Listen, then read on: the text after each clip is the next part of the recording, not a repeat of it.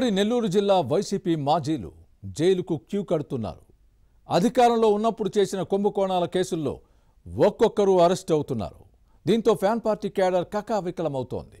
Party కార్యాలయాలు మూతపడే పరిస్థితి వచ్చింది. అప్పుడు కాసుల కోసం కక్కుర్తిపడి ఇప్పుడు కేసుల కష్టాల్లో చిక్కుకున్నారు. నెల్లూరు జిల్లా వైసీపీకి ఆ ఒక్కరే దిక్కయ్యారా? అసలు నేత జైలుకు వెళితే పార్టీ పరిస్థితి ఏంటి? ఇంతకీ ఎవరా నేతలు, ఏంటి వారి కథ కమామిషు?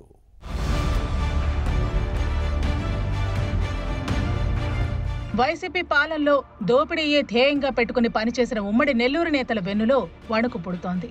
అరెస్టులు, పోలీసుల నోటీసులతో వారి గుండెల్లో గుబులు పుడుతోంది. అప్పట్లో తమకు ఎదురే లేదన్న గర్వంతో వెర్రవీగారు వైసీపీ నేతలు. దోపిడీని ప్రశ్నించిన వారిపై దాడులకు తెగపడ్డారు. తమనే ఎదిరిస్తారా అంటూ కేసులు పెట్టి వేధించారు. వారి దౌర్జన్యాలు, దురాగతాలకు అంతులేదు. అప్రజాస్వామిక విధానాలను క్వశ్చన్ చేసిన వారిని అణిచివేశారు. అందుకే గత ఎన్నికల్లో ఓడించి ఇంటికి పంపారు. అయితే అధికారంలో ఉన్నప్పుడు వైసీపీ నేతలు చేసిన పాపాలు శాపాలై వెంటాడుతున్నాయి.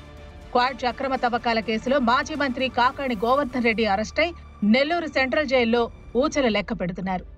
ఈయన ముఖ్య అనుచరులు పరారీలో ఉన్నారు. పోలీసులకు దొరకకుండా తప్పించుకు తిరుగుతున్నారు. వైసీపీ నెల్లూరు జిల్లా అధ్యక్షుడు కాకాణి జైల్లో ఉండటంతో పార్టీ పరిస్థితి చుక్కాని లేని నావచందంగా తయారైంది. దీంతో ప్రత్యామ్నాయ ఏర్పాట్లలో భాగంగా ఎమ్మెల్సీ చంద్రశేఖర్ రెడ్డికి వైసీపీ నెల్లూరు జిల్లా వర్కింగ్ ప్రెసిడెంట్ గా బాధ్యతలు అప్పగించింది నాయకత్వం.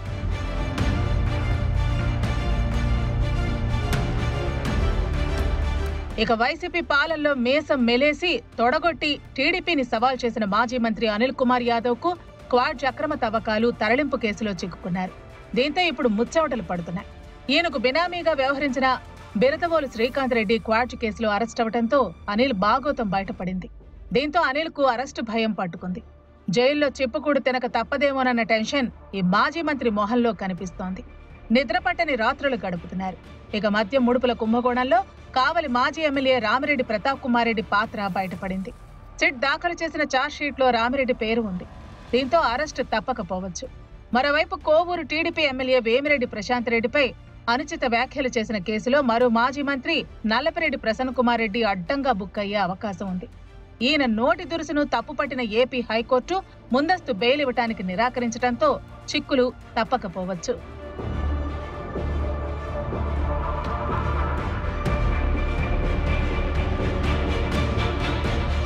మరోవైపు లిక్క స్కామ్ లో ప్రధాన భోక్త జగన్ కు కూడా జైలు భయం పట్టుకుంది. దీంతో పార్టీ భవిష్యత్తు ప్రశ్నార్థకంగా మారుతోందన్న ఆందోళన వైసీపీ నేతల్లో ఉంది. ఇక నెల్లూరు జిల్లాలో అయితే పార్టీ ఉనికి కష్టమన్న విశ్లేషిస్తున్న వారు లేకపోలేదు. అయితే జగన్ కోటరీ మాత్రం రాష్ట్ర అధ్యక్షుడు సహా ఎవరు జైలుకు వెళ్లినా పార్టీకి ఏమవుతుంది, 2-3 నెలలు జైల్లో ఉండి బెయిల్పై బయటకొస్తారంటూ గతంలో ఇలానే జరిగిన విషయాన్ని గుర్తు చేస్తున్నారు.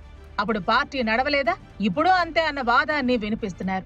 జైలు నుంచి బయటకొచ్చిన తర్వాత జనంలోకి వెళతామంటున్నారు. కొందరు నేతలు దీనిని తప్పు పడుతున్నారు.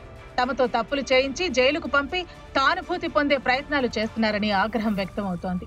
కానీ వైసీపీ నేతలు ఎన్ని చెప్పినా అప్పటికీ ఇప్పటికీ పరిస్థితుల్లో చాలా తేడా ఉందన్న విషయాన్ని మర్చిపోతున్నారు. ఫ్యాన్ పార్టీ నేతలు ఎన్ని ముక్తాయింపులు ఇచ్చినా ఎవరిని ఎక్కడ కూర్చోబెట్టాలో ప్రజలకు బాగా తెలుసు. వైసీపీ ప్రతిపక్షంలో ఉన్నప్పుడు జగన్ చెప్పిన మాటలను నమ్మారు.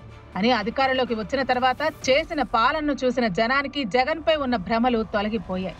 ఏరి కోరి కష్టాలు కొని తెచ్చుకోవాలని ఎవరూ అనుకోరు.